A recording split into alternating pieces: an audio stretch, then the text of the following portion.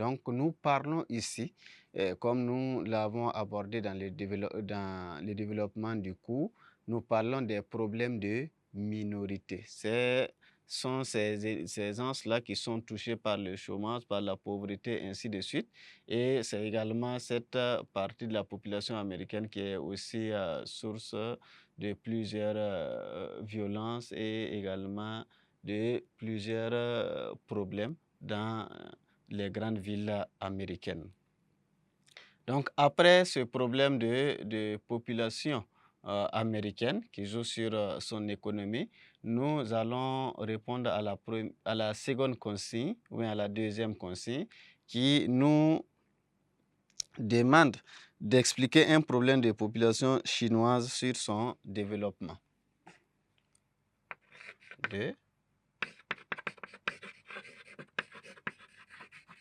Expliquons un problème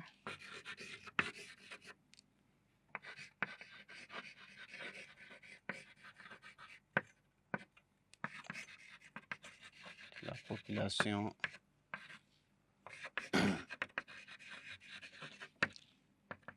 chinoise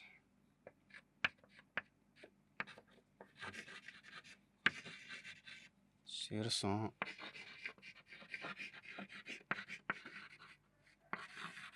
développement. Ici, nous avons aussi notre deuxième document qui parle de la population chinoise, la Chine face aux défis de sa démographie. Et le problème fondamental qui se dégage à partir de ce document-là, c'est le vieillissement de la population.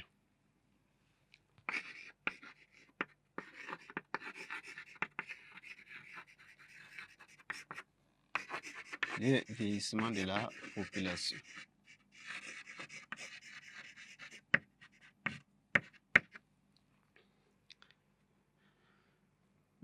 Avec la chute de la natalité, la Chine fait face à un vieillissement de sa population et cela constitue un problème pour son développement économique car c'est une population qui, à un moment donné, sera une population à charge. Aussi, avec le vieillissement de la population, à l'avenir, la Chine aura un problème de main-d'œuvre. Avec le vieillissement de la population, puisqu'on n'a pas un renouvellement de cette population-là, donc à l'avenir, la Chine sera confrontée à un problème de main-d'œuvre, mais également ce vieillissement de la population entraîne ou bien augmente la charge liée aux retraites qui sont à des coûts de plusieurs milliards qu'il faut débourser pour pouvoir s'occuper de ces gens atteints d'un certain âge, qui a atteint un certain âge et qui ne sont plus actifs. Donc, il y a un problème lié à l'existence de la main-d'œuvre à l'avenir, mais également des coûts énormes concernant la prise en charge des retraites. Donc, le vieillissement de la population va entraîner à l'avenir un problème de main-d'œuvre pour la Chine.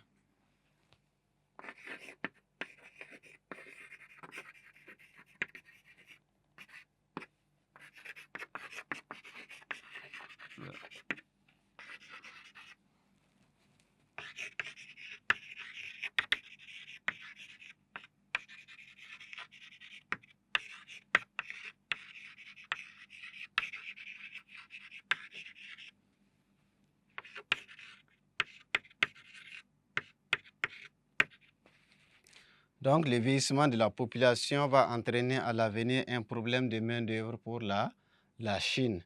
Donc, cela constitue déjà un problème pour le développement économique du pays. Après cette consigne numéro 2, nous abordons la consigne numéro 3 qui demande d'expliquer un atout du milieu naturel américain pour le développement du pays. Donc, 3.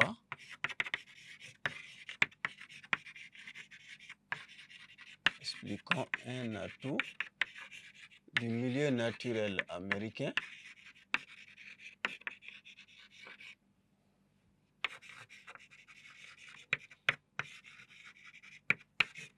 pour le développement du pays.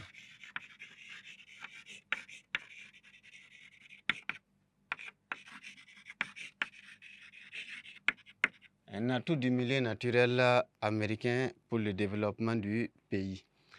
Le milieu naturel américain est très riche, très varié, très diversifié et cela constitue de véritables conditions favorables pour le développement du pays, en ce sens que cela offre d'énormes opportunités pour le développement de l'agriculture, de l'industrie, mais également de l'élevage. Ici, nous allons parler de la diversité, de la variété climatique.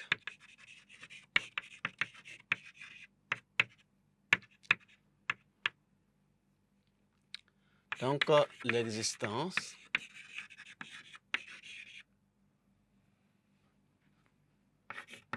de plusieurs types de climats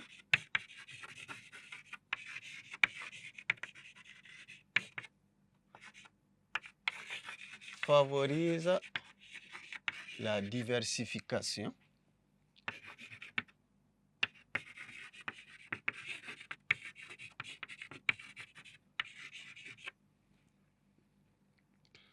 des productions agricoles, favorise la diversification des productions agricoles.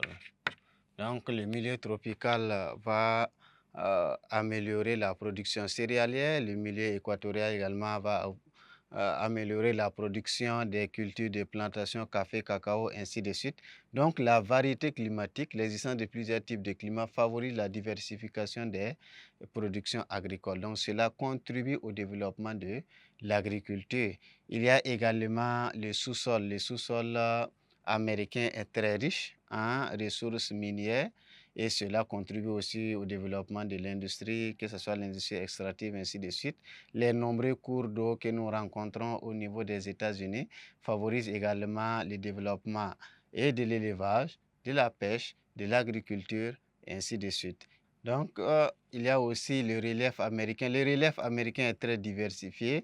On a les rocheuses, on a les Appalaches, ainsi de suite, également des plateaux.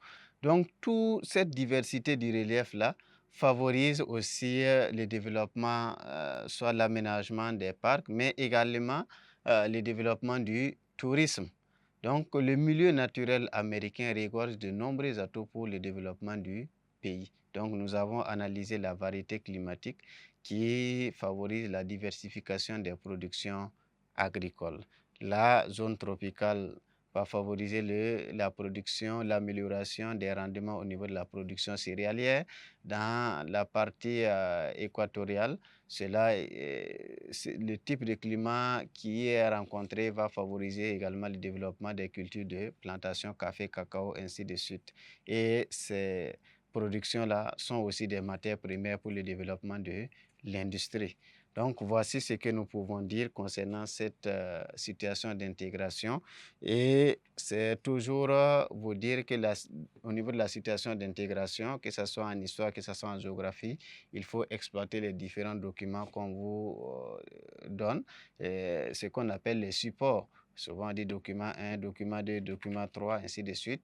Vous lisez dans ces différents documents-là et vous trouvez des éléments de réponse aux différentes préoccupations qui se trouvent dans les consignes.